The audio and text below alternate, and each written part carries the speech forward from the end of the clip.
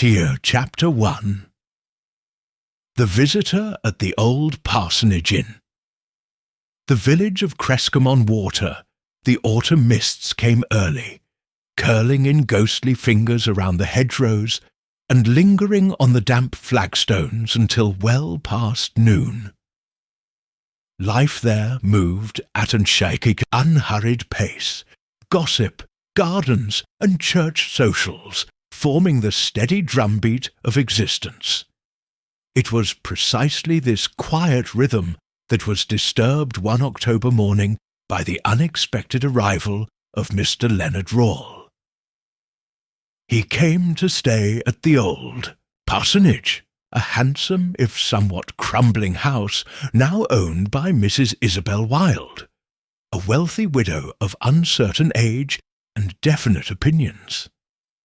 Mrs. Wilde, whose heart had recently warmed to the idea of taking in select paying guests, was not one to miss an opportunity, and Mr. Rawle, a soft-spoken man in his mid-50s with a battered suitcase and impeccable manners, seemed at first an ideal lodger. No one knew much about him. He said he had come from London to rest after a period of poor health.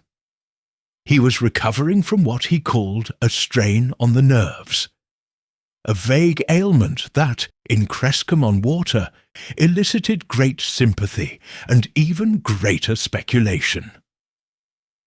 Mr. Marple, visiting her old friend Mrs. Wilde that very week, took a quiet interest in the newcomer. She found him a curious mixture of charm and caution. His conversation was polished, too polished perhaps, but his eyes were wary, quick to flick toward doors and windows. And once, when the subject of London was raised, he changed the conversation with a deftness that did not escape Miss Marple's notice. Still, it might have ended there. Another small village curiosity to be gently pondered over tea, if it had not been for the harvest supper. The harvest supper was the highlight of Crescombe's social calendar, held each October in the great hall of the village schoolhouse. Tables groaned under pies, cakes, and jugs of cider. Bunting drooped from the rafters, and the scent of autumn roses mixed with the tang of apple tarts. It was an evening of good food, indifferent singing, and vigorous competition over the prize, marrow and best jam. Mr. Rawle attended as Mrs. Wilde's guest of honour, impeccably dressed and polite to everyone, yet more than one villager, including the sharp-eyed Miss Marple, noted that he drank little, ate less, and spent most of the evening watching the door. It was not until the end of the evening that anything truly odd occurred. The raffle, an annual affair to raise funds for the new church roof, was underway when Mr. Rawle abruptly excused himself. He stepped out into the night, not, as might be expected, toward the lavatories behind the hall, but out into the misty darkness of the green. Mrs. Wilde, distracted by winning a bottle of sloe gin, barely noticed his departure. Neither did the vicar nor the ladies of the flower committee. Miss Marple, however, did. She quietly slipped on her coat and followed at a discreet distance. Outside, the mist lay thick and heavy over the green. Lanterns bobbed in the distance where a few latecomers straggled home, their laughter muffled by the fog. Ahead, Miss Marple caught a glimpse of Mr. Rawle's dark figure, not walking aimlessly, but heading towards the old stone arch at the far side of the green, where the entrance to the disused tithe barn stood. There, under the arch, she saw him stop and meet another figure, shrouded in the mist. Miss Marple strained her ears, but could catch only the soft murmur of voices, urgent, low, then a sharp gesture from the other figure, a hand slicing the air, and Mr. Rawle stepped back. The mist thickened, swallowing them both. Miss Marple, no fool even in her advancing years, did not pursue them further. She returned quietly to the hall, smiling pleasantly at Mrs. Barton's inquiry whether she had been taking a turn to aid digestion. By the time the raffle concluded and the villagers began to drift home, Mr. Rawle had reappeared, looking pale and strained, but smiling with forced cheerfulness. Only Miss Marple saw the smear of dirt on the cuff of his trousers, and only she noticed the tiny tear, a fresh one, on the sleeve of his coat. It was the next morning that the true shock came. Mrs. Wilde bustling into the breakfast room to set out the bacon and eggs herself. So much friendlier than staff, don't you think? Found Mr. Rawle slumped at the table, his teacup shattered on the floor, his head bowed unnaturally.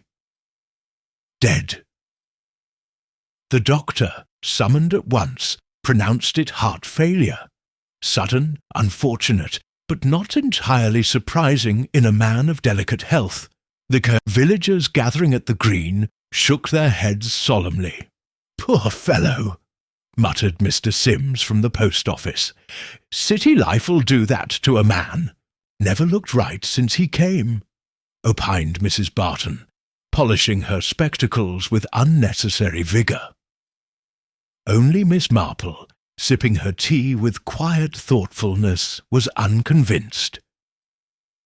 She had seen too much of life and of death to take it so simply. There was the meeting at the tithe barn, the stain of dirt, the torn sleeve, and the fear in Mr. Rawle's eyes. No, it would not do. Death might have taken Mr. Leonard Rawle, but death, Miss Marple felt sure, had been given a helping hand. And so, as the mists thickened once more over Crescomon Water, Miss Marple prepared gently, unobtrusively, to begin untangling the threads of yet another tragedy. Because beneath the calm surface of village life, she knew, secrets waited, and sometimes they killed. Chapter 2. The Village Reacts. The news of Mr. Leonard Rawle's death swept through Crescomon Water like a stiff autumn gale, ruffling the tidy hedgerows of gossip that lined every cottage and tea-shop. By mid-morning, the Red Hart Inn was abuzz with speculation. "Heart failure, they said," murmured Mrs. Barton over a pot of weak tea. "Though if you ask me, it was the strain of London life. City folk aren't made for country air." Or perhaps, suggested Miss Giles, the schoolmistress, peering meaningfully over her spectacles, he wasn't quite the gentleman he claimed to be. Those nervous types, you never know what they've left behind.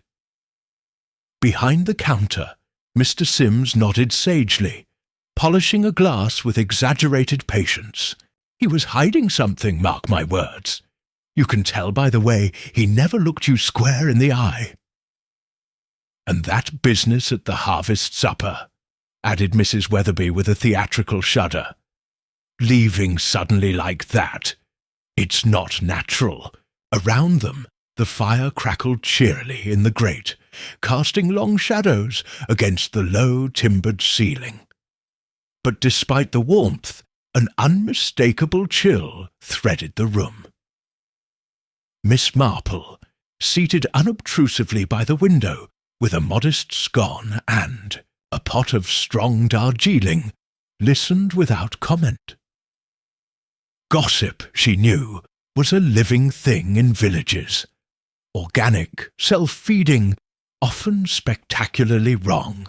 But hidden within the exaggerations and speculations The truth sometimes showed itself, like a coin glinting in a muddy stream. She was listening carefully for just such a glint. By the following afternoon, the funeral had been arranged with brisk efficiency.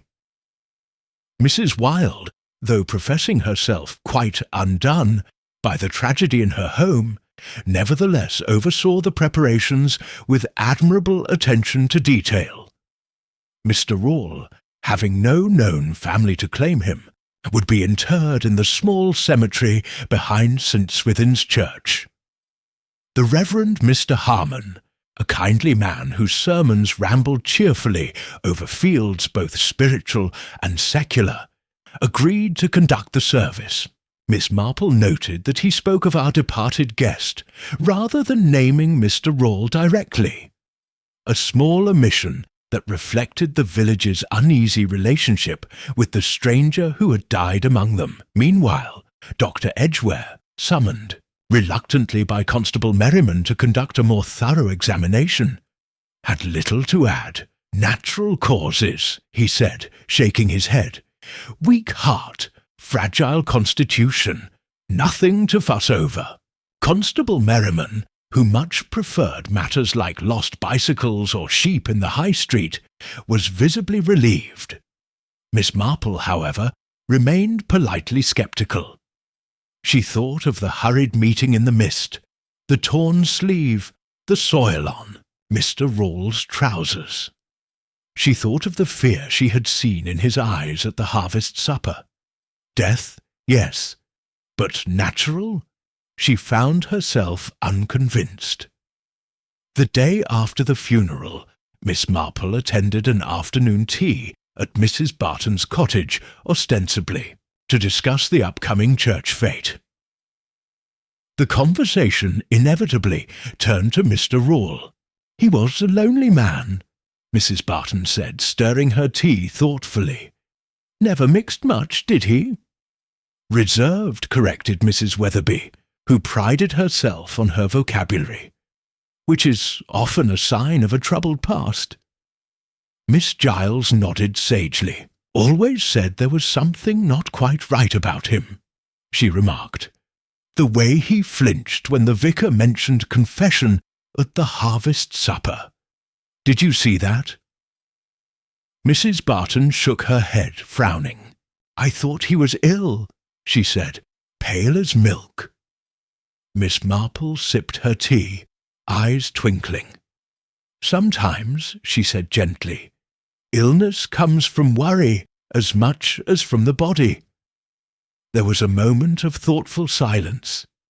And then there's Mrs. Wilde, Miss Giles said darkly. Taking in a stranger like that without knowing his background, it's not safe. Mrs. Barton shivered. Do you suppose, she whispered, that he was running from something? Miss Marple folded her hands serenely.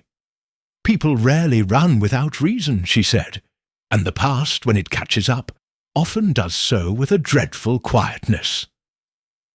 Mrs. Barton paled. I don't like it, she said firmly. Not one bit.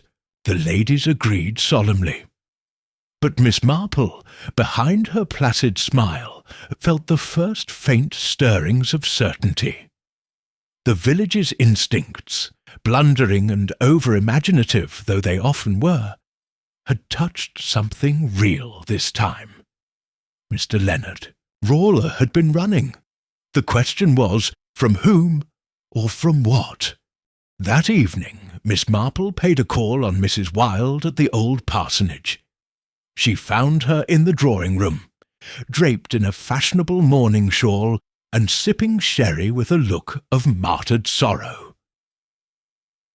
My dear Miss Marple, Mrs. Wilde said, fluttering slightly. It's all been too dreadful, hasn't it? Poor Mr. Rawle. Such a quiet gentleman. I feel it so keenly. I am sure you do, Miss Marple said kindly, accepting a glass of sherry. It must have been a dreadful shock. Mrs. Wilde dabbed at her eyes. I always said, she continued, that one must be cautious about taking in guests. Of course, I checked his references. A solicitor's letter, you know, very proper. Miss Marple's eyebrows lifted slightly. A solicitor's letter? Oh, yes, from a firm in London, Templeton and Gray. Rather old-fashioned stationery. I thought it quite satisfactory at the time. Miss Marple nodded, making a mental note, and he paid. Promptly, to the penny, Mrs. Wilde said with a sigh. In advance, no less. Very conscientious. Did he ever receive letters? Mrs. Wilde frowned. Only one, I think. A rather tatty envelope, postmarked London. No return address. And visitors. Mrs. Wilde hesitated. Well, she said slowly, I did notice someone one evening. A man. I saw him through the window, standing near the lane. Heavy-set, with a dark coat. Mr. Rawle seemed very upset afterward, said it was nothing, and retired early. Miss Marple sipped her sherry.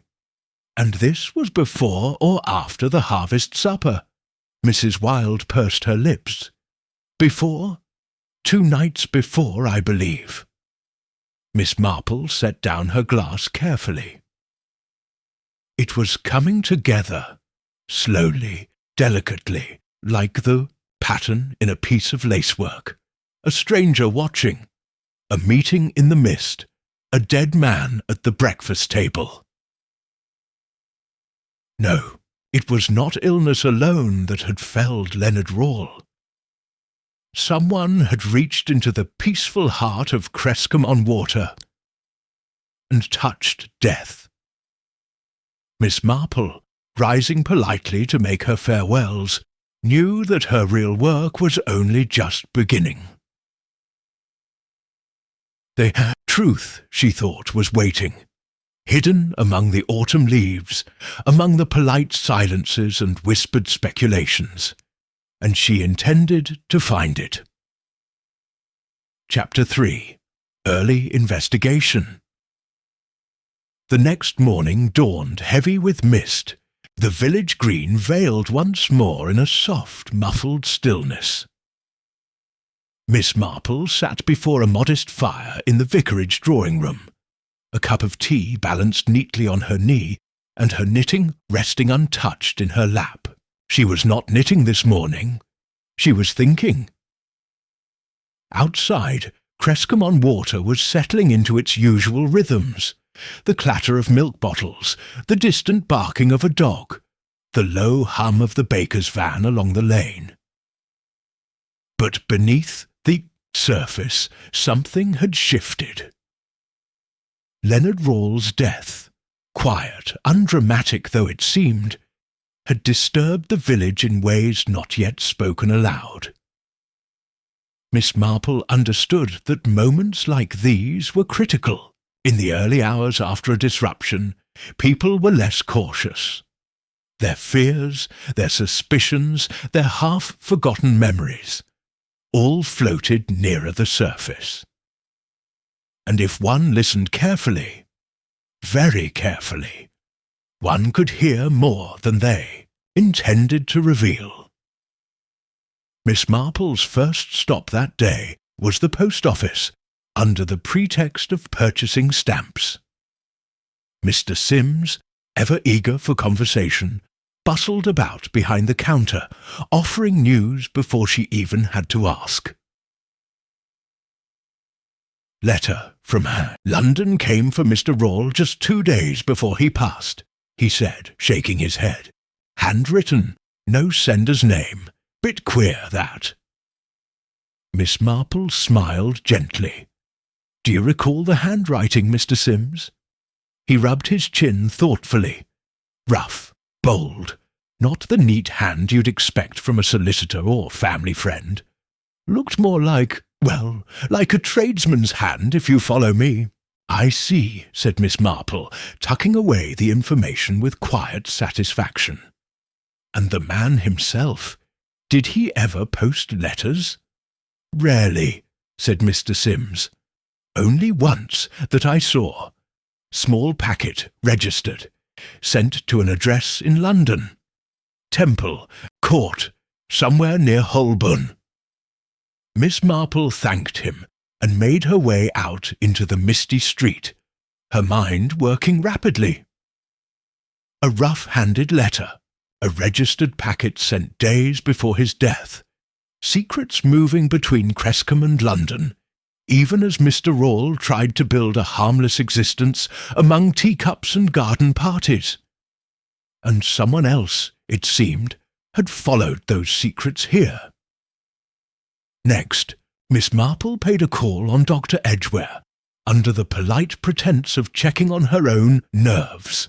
The doctor, a bluff, hearty man with a fondness for robust health and a deep scepticism of psychological flummery, received her in his wood-panelled surgery. "Nothing wrong with you, Miss Marple," he said, smiling kindly. "You'll outlive us all." Miss Marple chuckled. "One never knows, Doctor. But while I'm here, I did wonder about poor Mr. Rawle." Edgware frowned. "Sad business, but not unusual, you know. Man of his constitution, overstrained nerves, undernourished body. It's a wonder he lasted as long as he did." "Yes," Miss Marple said, eyes twinkling. "Though it seems strange to me that a man so cautious, so particular about his health, would succumb so suddenly." Edgware shrugged. "Could have been anything, really. Stress, fear." Miss Marple tilted her head. "Fear, Doctor?" He hesitated. "Well, the heart's a delicate thing," he said. "A sudden shock, a fright, it can kill, as surely as a bullet." Miss Marple smiled. "Or poison," she said sweetly. Edgware laughed heartily. "My dear Miss Marple, you've been reading too many sensational novels. Nothing sinister, I assure you. No signs of foul play. No reason for a post-mortem." "But if," Miss Marple said, her voice very mild, "someone wanted a death to look quite natural, would they not prefer a method that left no signs at all?" Edgware's laughter faltered slightly. "I suppose," he said gruffly. "But such things are rare, very rare. Not the stuff of quiet villages." "Of course not," said Miss Marple, rising to her feet. "Still, one must be thorough, mustn't one?" The doctor agreed hastily, and Miss Marple took her leave, her mind sharper than ever. Fear, stress, a weak heart, yes. But poison, too, could mimic such symptoms. Certain poisons, digitalis, perhaps, could be slipped into a teacup, a wine-glass, and leave no visible trace unless sought for with care. And Dr. Edgware, good man though he was, had not sought. On her way back across the green, Miss Marple paused near the Tithe barn, where the mist clung thickly to the crumbling stones. She stood a moment, remembering the figures in the mist, the sharp, cutting gesture of the unseen stranger, the sense of something exchanged, something final.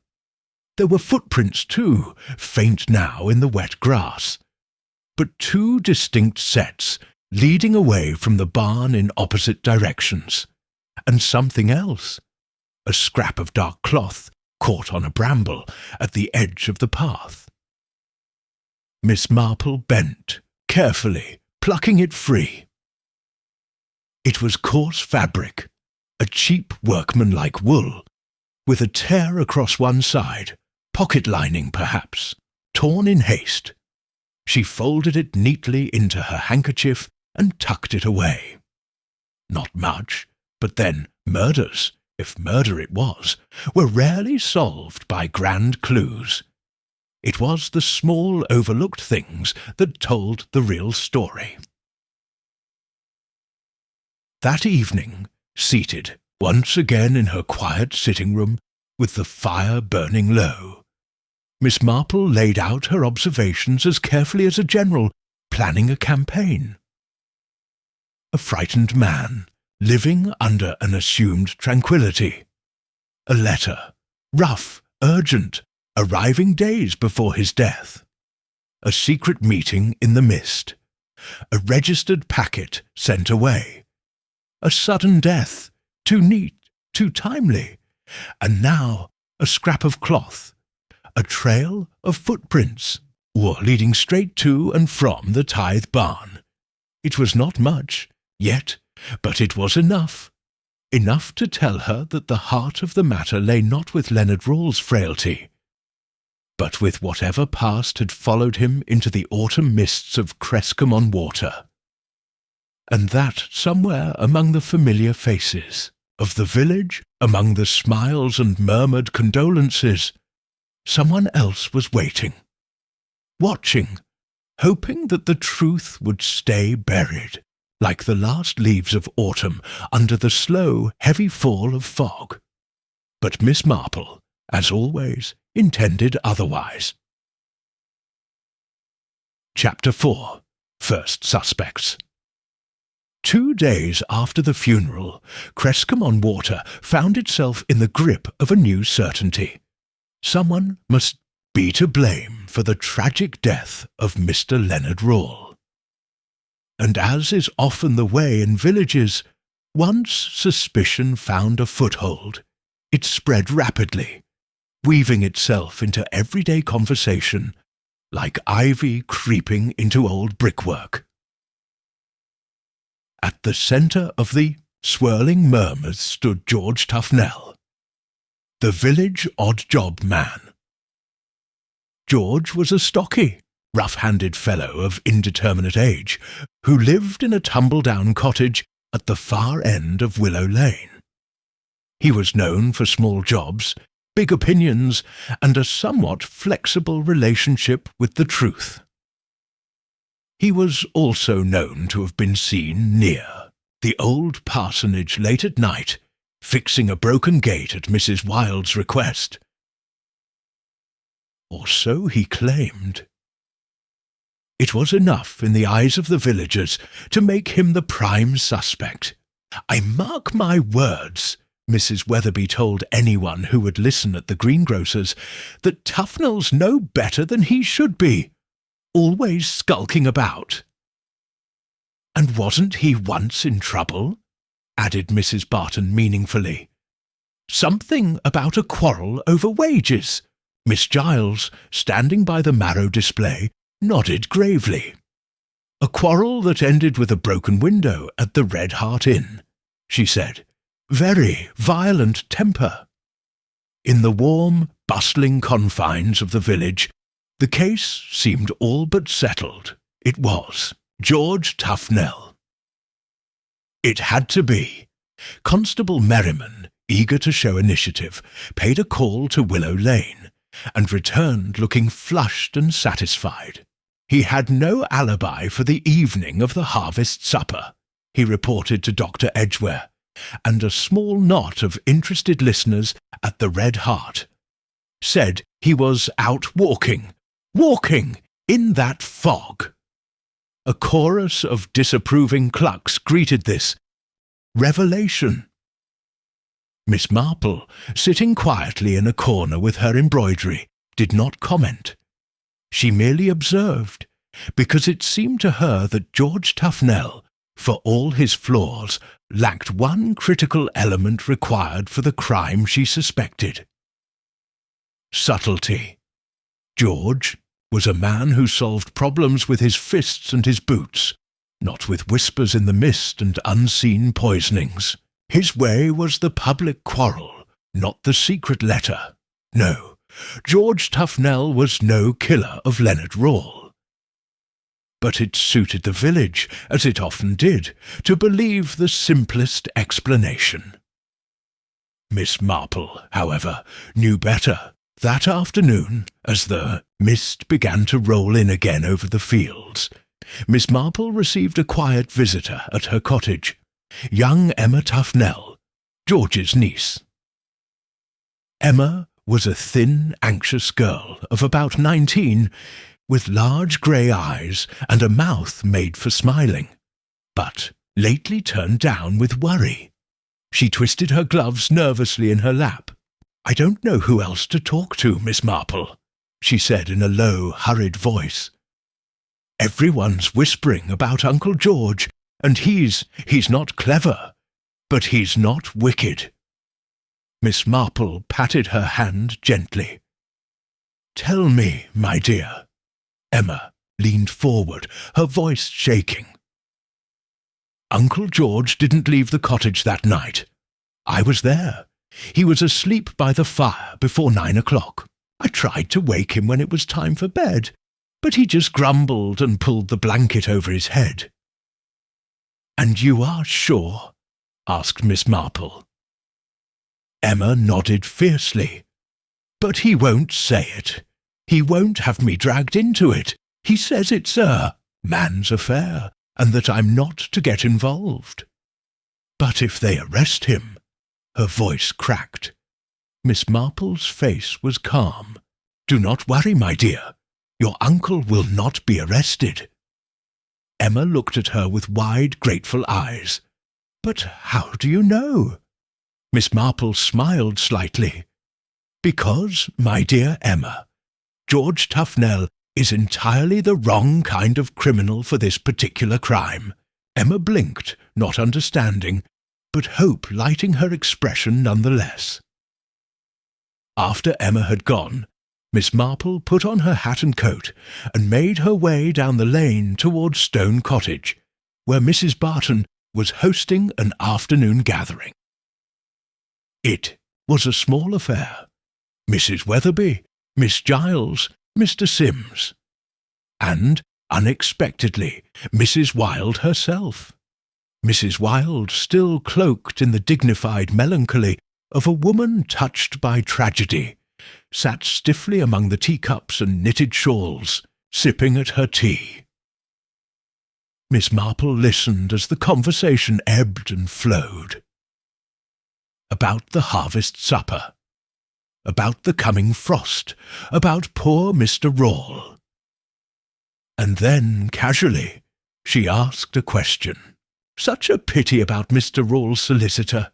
Templeton and Grey, was it? Mrs. Wilde looked up sharply. "Yes," she said, "a very respectable firm." "Odd," murmured Miss Marple, "because I asked my nephew. He's a barrister in London, and he's never heard of them." There was a tiny, almost imperceptible pause in the room. Then Mrs. Wilde laughed, too brightly. "Oh, well, you know how it is, small firms. Easily overlooked." Miss Marple nodded, her face serene. But inside, her mind was humming. Templeton and Grey. A solicitor's letter, but no firm by that name existing in London. A fake reference, then, which suggested that Leonard Rawle had come to Crescombe not merely to rest, but to hide, and that Mrs. Wilde, whether knowingly or unknowingly, had been part of that deception. Walking home through the gathering mist, Miss Marple turned the facts over carefully. Leonard Rawle had feared discovery. He had arranged a false past for himself. Someone had found him nevertheless. Someone willing to kill to silence him. And now an innocent man was being blamed while the true hand behind the crime remained hidden, calm, protected by the fog of village assumptions. Miss Marple, her pace steady, her breath frosting in the air, felt a familiar tightening of certainty. There was still much she did not know, but she knew, beyond all doubt, that the real danger still walked quietly among them, and if she did not act swiftly, there might yet be another tragedy before the mists lifted. Chapter 5. A Hidden Clue. The morning after her quiet conversation at Stone Cottage, Miss Marple took a deliberate, slow walk through Crescomon-water, her eyes sharper than her gentle smile suggested. The mist had finally lifted, and with it came a brittle sunlight that made the village look, for the first time in days, almost cheerful again.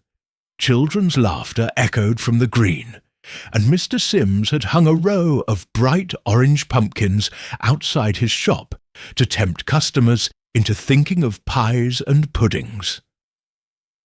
Yet under the surface the village was still tense, wary. Miss Marple understood why. When something ugly happened in a place so small, it couldn't be sealed away neatly. It festered quietly, in polite conversations and sidelong glances. She turned off the main road and headed towards the old parsonage, under the pretext of admiring the last of the roses before the frost claimed them. It was not the roses she had come to see. It was the garden shed. The shed at the back of Mrs. Wilde's property was a ramshackle thing. Its once bright paint flaking away, the padlock hanging rusted and useless from the door. Miss Marple had observed, quite by chance, that the day after Mr. Rawle's death, the door had been closed tight. Now, curiously, it stood slightly ajar. No one was about. Mrs. Wilde, she knew, was visiting the vicarage for an afternoon of charitable sewing. Moving with a surprising lightness for her age, Miss Marple slipped inside. The shed smelled of damp earth and old wood. Gardening tools hung along the back wall, and broken pots and sacks of compost were heaped in the corner. At first glance, it seemed unremarkable, but Miss Marple had not spent a lifetime among human failings to be fooled by surfaces. Near the base of the far wall, half hidden behind an overturned wheelbarrow, she found it. A battered leather satchel, worn, stained, and with one of the buckles half torn away, as if it had been seized hastily or in a struggle. Carefully, she drew it out and opened it. Inside were a few crumpled papers, old creased letters, and more interestingly, a folded piece of heavy parchment. She unfolded it with care. It was a birth certificate, Leonard John Rawle. But the place of birth was not London, as Mrs. Wilde had claimed he had told her. It was a small village in Yorkshire, and more telling than that, scrawled faintly in pencil along the margin, was another name. A woman's name. Catherine Molyneux. Miss Marple's eyes sharpened.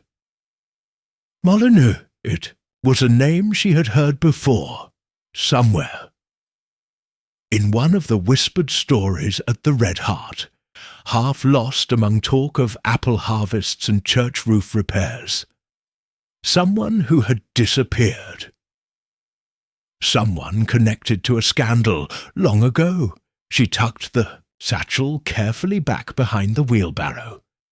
Disturbed enough to glean its secrets, but not enough to alert whoever had hidden it there. The truth was coming closer now. Closer and darker. That evening, Miss Marple took tea with Chief Inspector Craddock, who had been summoned quietly from county headquarters after news of the village unrest had reached official ears. They sat together in Miss Marple's neat little parlour, the fire crackling companionably between them. "You're certain?" Craddock asked, brows drawn. Miss Marple poured him a second cup of tea. Certain that Mr. Rawle was living under an assumed identity? Quite. She outlined what she had found. The birth certificate, the wrong birthplace, the name scrawled in the margin. Craddock's face darkened. Catherine Molyneux, he mused. There was a case about 15 years ago. A maidservant accused of theft at a big house near Harrogate. She disappeared before charges could be brought. Never found." Miss Marple nodded. "Suppose," she said thoughtfully, "that Leonard Rawle was not Mr. Rawle at all. Suppose he was, instead, someone helping Miss Molyneux, perhaps even married to her, or otherwise deeply involved. Suppose they both fled London to avoid scandal, or worse." Craddock tapped his fingers against his cup. "And someone else, someone who wanted to keep that scandal buried, followed him." Miss Marple smiled. "Exactly." "And killed him?" Miss Marple's smile faded slightly. "There are many ways to kill, Inspector. Some are slow, some are quick, but fear is often the sharpest blade." Craddock rose, setting down his cup with care. "I'll have that shed searched properly," he said, "and a quiet inquiry made into the name Molyneux." Miss Marple inclined her head graciously. "And meanwhile," she said, "it might be useful to watch Mrs. Wilde a little more closely." Craddock looked surprised. "You suspect her?" Miss Marple picked up her knitting. "I suspect," she said mildly, "that people who open their homes to strangers, without asking too many questions, often do so for reasons less charitable than they claim." She cast on a neat row of stitches. "And I suspect that Mrs. Wilde's reasons," she added softly, "may prove most illuminating." As Craddock left into the misty dusk, Miss Marple sat back in her chair, her needles flashing quietly. Outside, the first brittle stars were appearing in the deepening sky. It would not be long now. The threads were tightening, drawing inexorably toward the truth. Somewhere among the neat hedgerows and crooked lanes of Crescombe-on-Water, the answer lay, waiting, and soon, very soon, it would be revealed. Chapter 6. Confrontations and Secrets.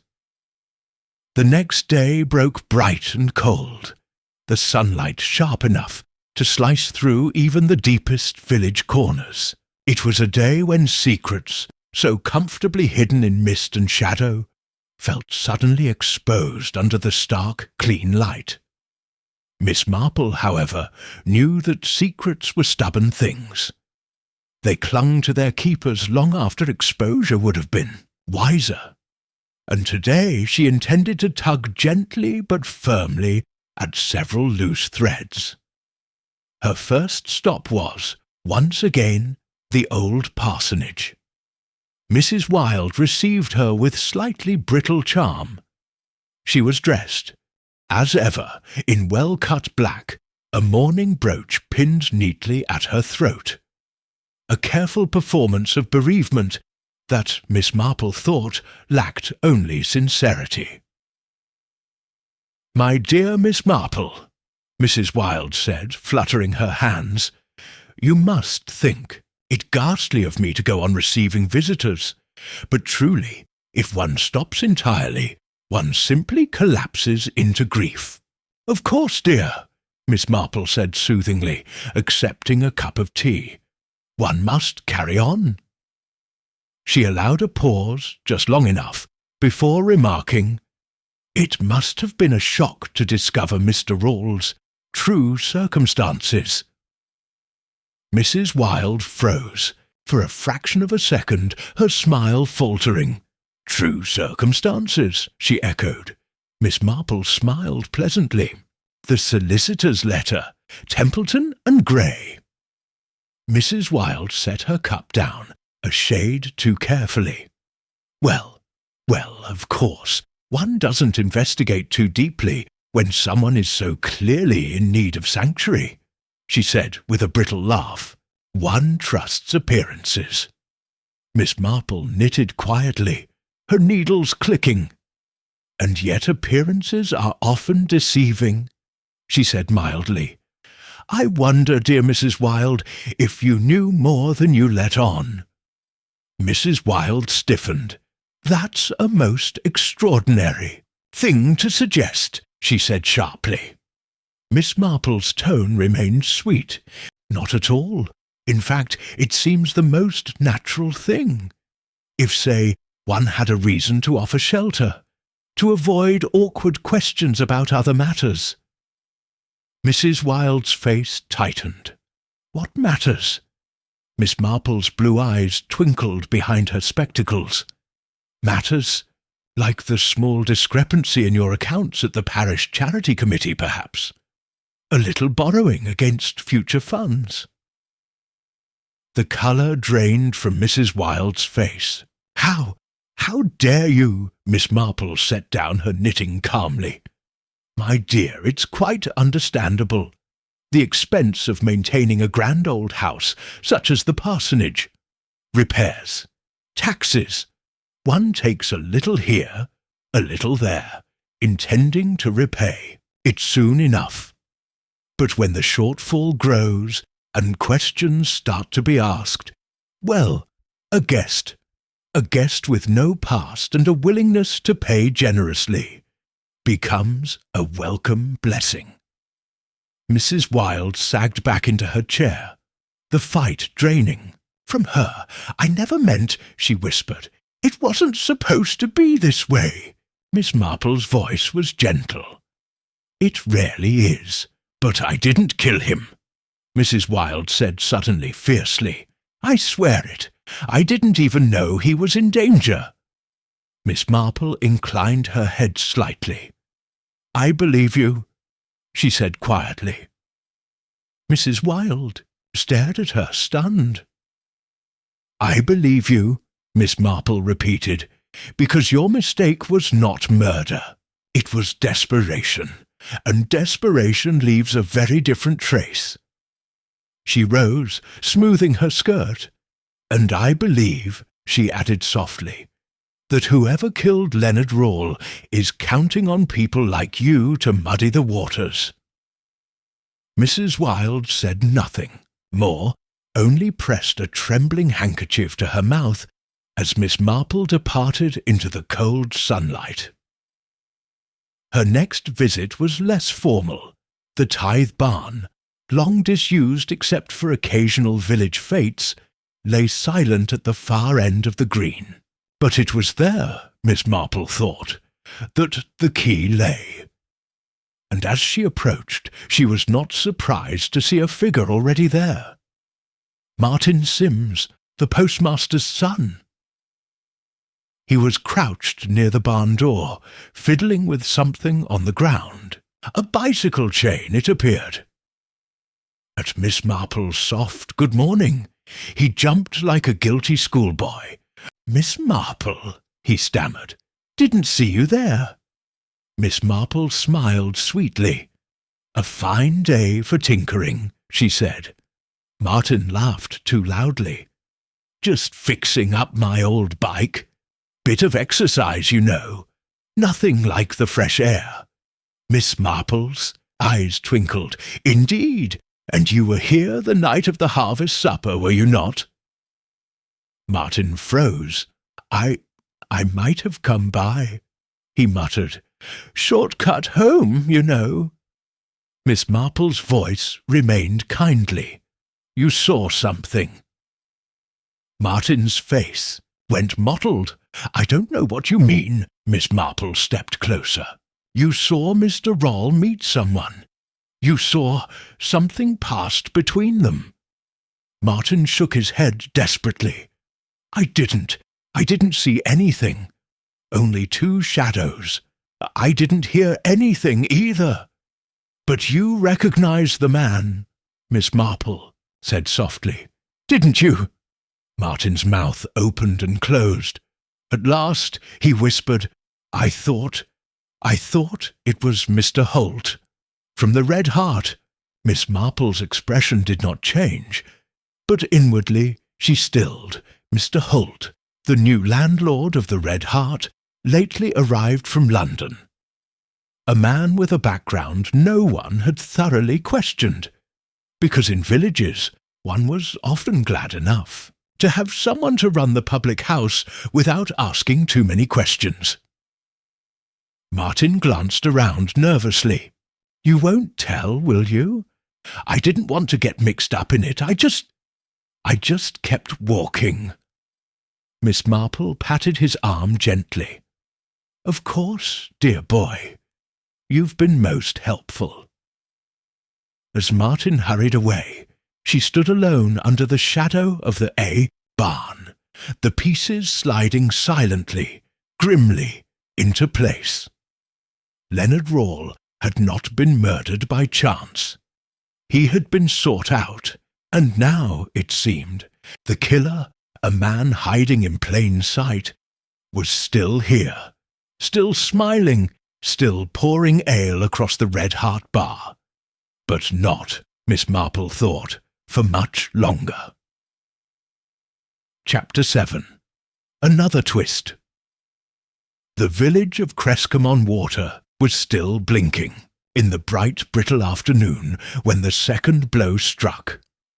News travelled, as it always did, first to the Red Hart, then in a ripple outward to every cottage and garden. Mr. Holt, the genial landlord, had been attacked. It was young Tommy Price who found him, sprawled in the passageway behind the inn, a jagged wound on his head, a bottle of cider smashed at his feet. Constable Merriman arrived within minutes, red-faced and rattled, and soon afterward the village gathered in concerned, murmuring knots, peering over the shoulders of authority. Mr. Holt, semi-conscious but groaning, was carried upstairs to his lodgings. Dr. Edgware was sent for at once, clucking and muttering about concussion and blood loss as he bustled up the narrow stairs. Miss Marple, arriving with deliberate calm, stood back and quietly absorbed everything. The inn-yard was muddy, churned with footprints. There was no sign of robbery. Mr. Holt's watch, a heavy gold piece, remained in his waistcoat pocket. The till behind the bar was untouched. No valuables missing, just a blow, sudden, savage, delivered not for gain, but for silencing. And that, Miss Marple thought grimly, was very telling. Chief Inspector Craddock was summoned back from headquarters, arriving in the village just before dusk, with a purposeful tread and a mind already alert to trouble. He found Miss Marple waiting for him at the Red Hart, seated demurely in a corner near the fireplace. "They've done it," she said softly, as soon as he approached. "They've tried to silence him." Craddock raised his brows. "You're sure?" Miss Marple smiled faintly. "I am rarely sure of anything, Inspector, but I have very strong suspicions." She told him briefly of Martin Simms's fearful confession at the Tithe Barn, of the sighting, the suspicion that Holt had been the man Leonard Rawle met in the mist. Craddock listened grimly. "It fits," he said. "If Rawle had something on Holt, something dangerous. And Holt knew Rawle had posted something to London. Perhaps evidence?" He rubbed his chin thoughtfully. "Someone may have been trying to find that evidence before we do." Miss Marple inclined her head. "Or prevent Holt from speaking now." Craddock frowned. "Or someone else entirely. After all," he added, almost reluctantly, "it's not impossible that Holt himself was about to confess." Miss Marple sipped her tea thoughtfully. "Yes," she agreed. "That possibility must be allowed for. But if so, he must have been very frightened indeed to wait so long." Said no more for the moment. Around them, the village buzzed and murmured like a hive disturbed. Inside the Red Hart, Mrs. Bennet, the barmaid, served tea and cider with a hand that shook only slightly. In the corner, Major Liddycott muttered darkly about London roughs, and what happens when you let strangers in, Miss Marple observed quietly. It was in such moments, when people's nerves were frayed and their usual pretences slipped, that the truth often showed itself most clearly, and she was ready. Late that evening, Craddock convened a quiet meeting in the vicarage drawing-room. Miss Marple, Mrs. Wilde, Martin Sims, Dr. Edgware, and Mrs. Barton. The small fire in the hearth threw flickering shadows on the walls as Craddock addressed them. "I'll be plain," he said. "Mr. Holt was attacked, deliberately, whether to prevent him from speaking or to punish him for what he knew. We don't yet know. But someone in this village knows more than they have said." Mrs. Barton wrung her hands. Mrs. Wilde sat very still, her face pale and set. Martin Sims looked as if he wished he could disappear into his chair. Craddock's gaze sharpened. "There will be no more secrets," he said quietly. "Not if we are to prevent worse." Silence, and then Miss Marple, in her mildest voice, said, "I wonder, Mrs. Wilde. You mentioned that Mr. Rawle had received only one letter while he was staying. With you?" Mrs. Wilde blinked. "Yes," she said, "just the one." Miss Marple nodded. "And yet," she continued, "he made a registered posting to London 2 days before he died. A package, Mr. Sims tells me." Mrs. Wilde's hands twisted in her lap. I didn't know that," she faltered. Miss Marple leaned forward slightly. "Are you quite sure, dear?" Mrs. Wilde hesitated, then dropped her eyes. "I found a slip," she said, almost inaudibly. "From the post office, for a registered item. I burnt it." The room went still. "Why?" Craddock asked sharply. Mrs. Wilde's face crumpled. "I panicked," she whispered. "I thought, if people knew he'd posted something, they might think I was involved somehow, with whatever he'd done." Craddock said nothing. Miss Marple patted Mrs. Wilde's hand gently. "Think, my dear," she said softly, "you were more afraid of what would happen if people looked too closely at your accounts." Mrs. Wilde nodded miserably. "But that," said Miss Marple, "is not murder." She turned to Craddock. "The important thing is the package went to London. We must find out what was inside." Craddock rose briskly. "I'll send a man to Temple Court first." "Thing tomorrow." Miss Marple nodded, satisfied. "And meanwhile," she said quietly, "I believe it would be wise to keep an eye on the Red Heart." Craddock frowned. "You expect more trouble?" Miss Marple smiled faintly. "I expect," she said, "that the killer is becoming desperate. And desperation," she added softly, "is when even the cleverest murderer makes mistakes."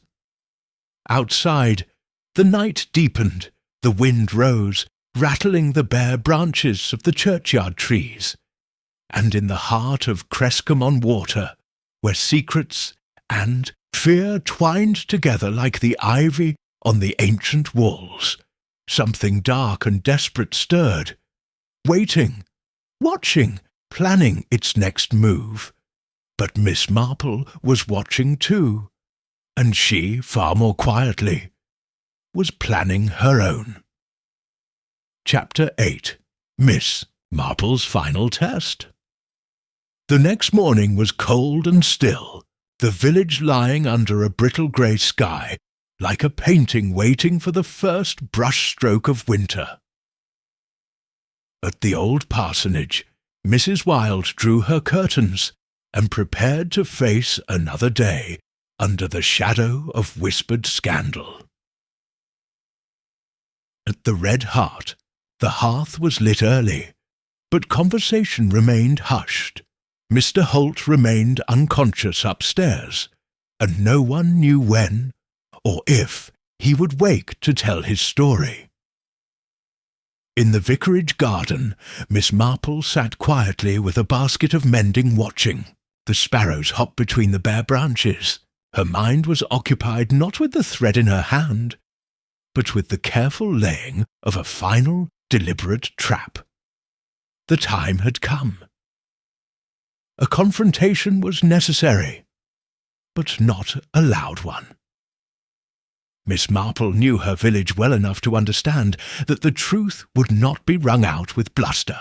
It would need to be teased, coaxed, lured out with gentle words and careful silences. And so, after breakfast, she sent a polite note,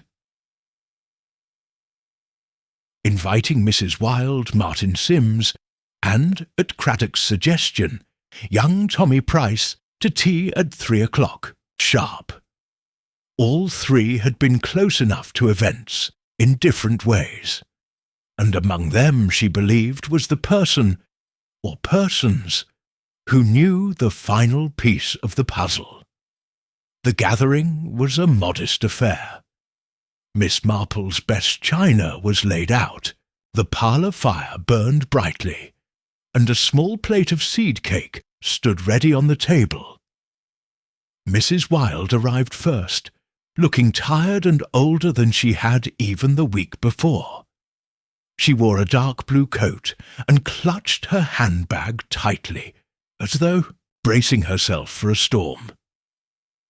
Martin Sims followed, fidgety and pale, his cap clutched in his hands. He muttered thanks when offered a seat and avoided everyone's eyes.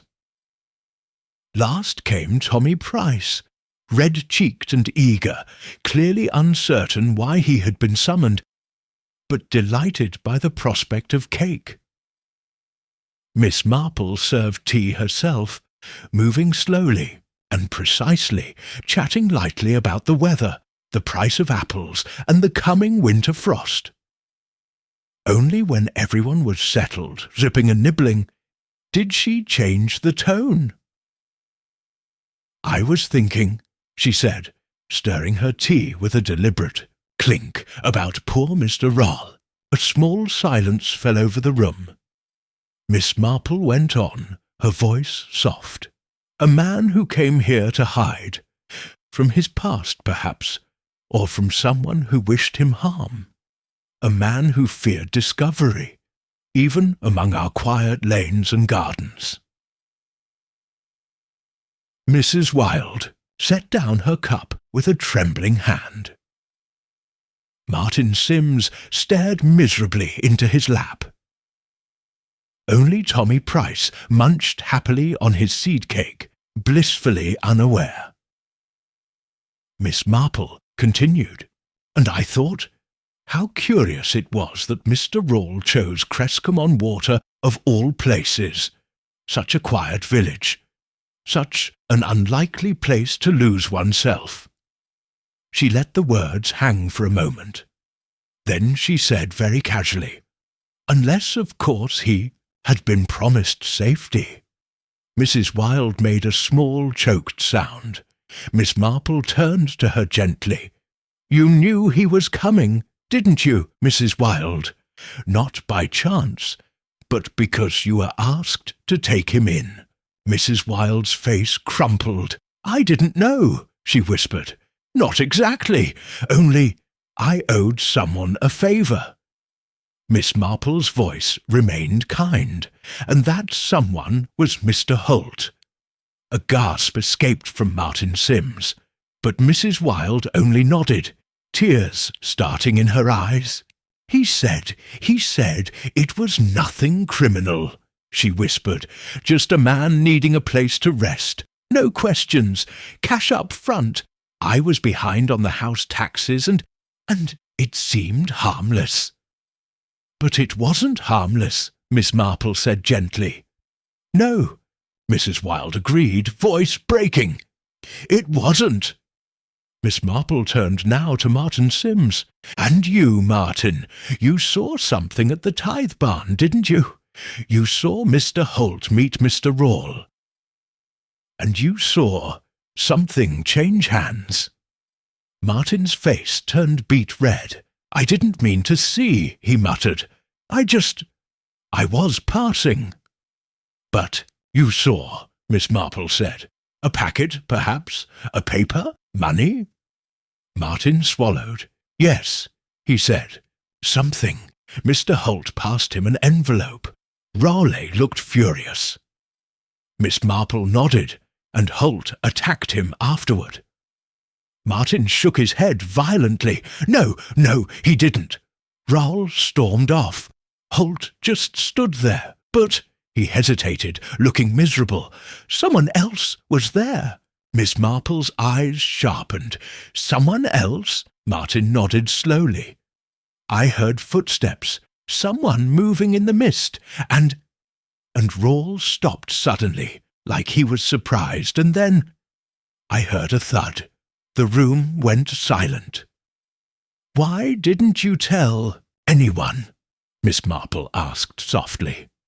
Martin's voice was almost a whisper. "I was scared. I thought they'd blame me." Miss Marple sat back, her mind racing. So Holt had met Rawle. Yes, but the attack, the death, had come not from Holt's hand. Someone else had been there. Someone unseen. And now, with Holt lying senseless upstairs, someone had tried to finish what they had started, to silence him forever. Miss Marple's eyes twinkled, because now the pool of suspects had narrowed to a very small group indeed. And among them, she was quite sure, was the real murderer. It only remained to lure them into a final, fatal mistake, and Miss Marple, the most underestimated woman in all of England, was just the one to do it. Chapter 9. The Reveal. The village of Crescombe-on-Water braced itself as Chief Inspector Craddock returned with news late that, same evening, Miss Marple met him in the vicarage drawing-room, where the small fire burned low and the curtains were drawn tight against the blackness beyond. "It's confirmed," Craddock said, removing his gloves with deliberate slowness.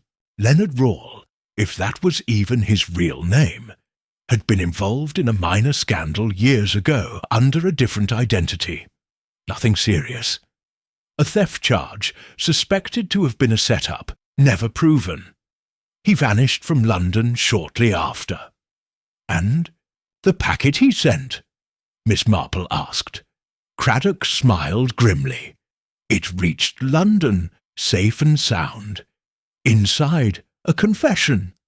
A detailed account of a swindle operated by none other than our Mr. Holt." Miss Marple gave a satisfied nod. "Poor Mr. Rawle," she said softly, trying at the last to put things right. Craddock tapped the folded letter in his hand, and Holt knew it. He must have followed Rawle here, or perhaps sent word ahead through Mrs. Wilde to draw him out. Miss Marple raised a hand. "Not too fast, Inspector." Craddock blinked. "You see," Miss Marple continued mildly, "Mr. Holt may have had reason to fear exposure. He may even have met Mr. Rawle in the mist that night. But he didn't kill him." Craddock frowned. "How can you be sure?"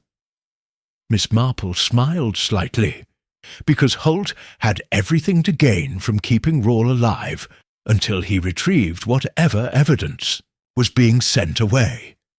Killing Rawle before recovering it would have been idiotic. She leaned back, hands folded in her lap.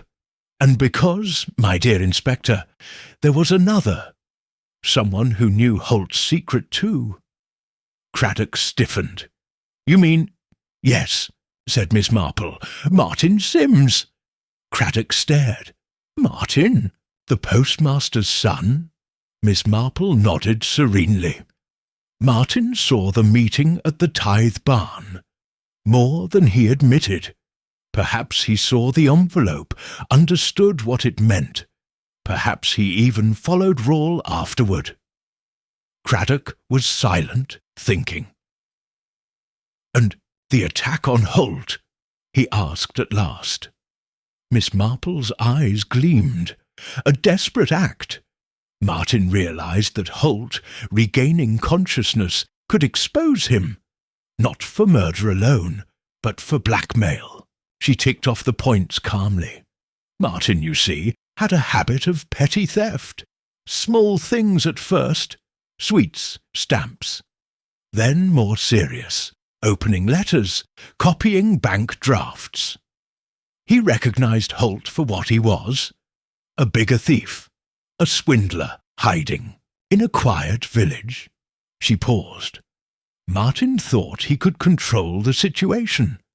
Extort Holt for a share of whatever schemes he might still be running. But Rawle's arrival upset everything. Craddock's face darkened. And when Rawle resisted, Miss Marple nodded.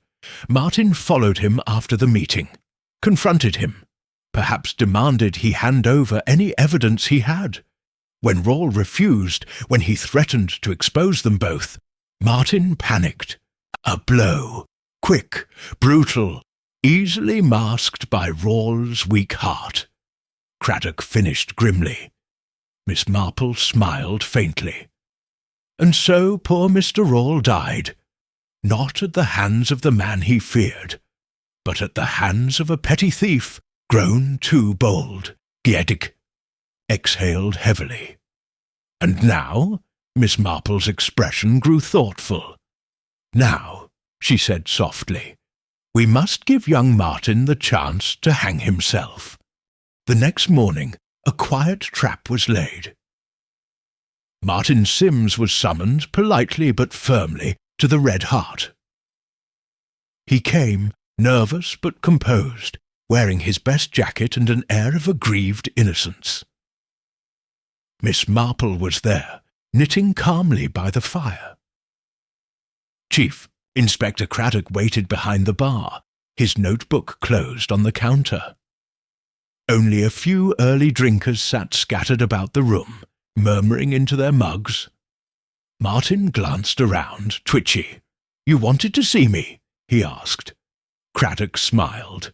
"Just a formality, Mr. Sims. We've located the package Mr. Rawle sent to London.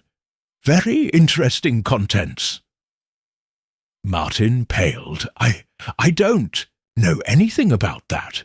Craddock nodded. "Of course, but it does raise a small question." He leaned forward, voice low. "You see, Mr. Holt is conscious again. Weak, but talking." Martin's mouth dropped open. Miss Marple, appearing absorbed in her knitting, said quietly, "Talking, and ready to name names." Martin backed a step toward the door, and that, Miss Marple noted, was all it took. The panic, the guilt, the instant unthinking reaction of a cornered mind. "I didn't mean to," Martin burst out suddenly, his voice cracking. "He would have ruined everything. I only wanted to frighten him." Craddock straightened slowly. "And Mr. Rawle?" Martin swallowed hard. I followed him after the barn. I just meant to talk, to scare him into leaving. But he turned. He shouted at me. He said he would go to the police. I just pushed him." Silence fell heavy in the Red Hart. A silence broken only by the soft click of Miss Marple's knitting needles, finishing another neat, perfect row. Later, as Martin was led quietly away in Constable Merriman's charge, Miss Marple sat sipping her tea at her favourite table. Craddock joined her, looking weary but satisfied. "You're remarkable," he said quietly. "If I had half your instincts." Miss Marple chuckled. "No instincts, Inspector. Only observation, and an understanding of the very ordinary sorts of wickedness that thrive in small places." She set down her cup with a gentle clink. "And an understanding," she added softly, "that tragedy often begins with the smallest of sins. A little envy, a little greed, left untended too long. Outside, the village stirred toward another day. Children's laughter echoed again. Bicycles clattered along the lanes. Life, imperfect, stubborn, hopeful, went on. And in the heart of Crescomon Water, peace returned, at least for now. Chapter 10. Aftermath. The sharpness of autumn softened gradually into the muted chill of winter. By the time the last of the red and gold leaves had been swept from the lanes of Crescomon Water, the memory of Leonard Rawle's death had begun, outwardly at least, to fade into the village's tapestry of gossip and half-remembered scandals. Mr. Holt left the Red Hart soon after recovering. His departure, a quiet, hasty affair, made under the careful eye of Chief Inspector Craddock. No formal charges were laid against him. His swindles, tangled and carefully hidden, lay beyond easy proof. But Miss Marple, watching him drive away with a single battered suitcase, knew he would not find peace in his next village either. Martin Sims faced a different fate. A public trial, muted and painful, ended with a conviction for manslaughter. The villagers shook their heads sadly over their tea tables, speaking of wasted youth and the dangers of ambition unchecked by decency. Mrs. Wilde, humbled and chastened, stepped down from her committee posts and retreated into a quieter, more modest existence. It was said she had sold the old parsonage to a family from London, a respectable couple with 2 sturdy sons who had no knowledge nor interest in the village's recent troubles. Only the grave at the back of St. Swithin's, a modest stone inscribed simply with Leonard Rawle and the dates of his short, quiet life, remained to mark the tragedy. That, and the lingering unease that now curled around certain corners of Crescomon Water like the persistent mist. One afternoon, as the first frost of winter silvered the hedgerows, Chief Inspector Craddock called at Miss Marple's cottage. They sat together in the front parlour, a cosy fire crackling and the scent of cinnamon biscuits drifting from the kitchen. "You know," Craddock said, sipping his tea, "I sometimes think you see things before they happen." Miss Marple laughed quietly. "Not at all, Inspector. I merely notice what others overlook." Craddock smiled. "Still, if you ever tire of village life, there's a post waiting for you at Scotland Yard." Miss Marple waved a hand dismissively. "My dear boy, village life is the finest training there is. Every human vice, every little folly, played out in miniature, all under the guise of civility." She picked up her knitting, a soft blue scarf, and resumed her slow, rhythmic stitching. "You must never mistake gentleness for weakness," she added, "nor silence for ignorance." Craddock leaned back in his chair, thoughtful, and human nature. Miss Marple smiled to herself. "Human nature," she said softly, "never really changes. Pride, fear, envy, they wear different faces, but they are always the same underneath."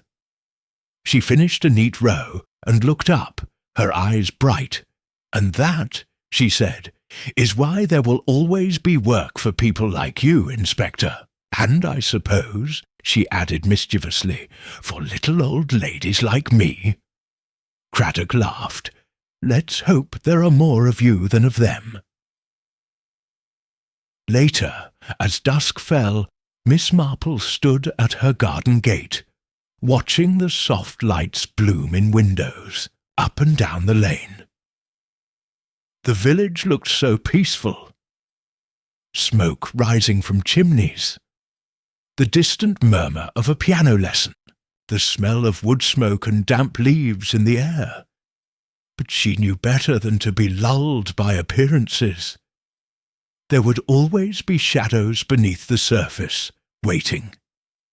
There would always be desperate men, frightened women, small lies growing into tragedies, and yet there would also be kindness, redemption, a sort of stubborn goodness that persisted, like hardy snowdrops pushing through frozen earth. Miss Marple folded her hands over the gatepost and smiled gently into the coming night. Tomorrow would be another day for planting bulbs, for writing letters, for hearing the faint, far-off murmurs of human frailty, and when needed, quietly setting things right. Because in every village, and indeed in every heart, there are always stories waiting, and Miss Marple, as ever, would be ready to listen.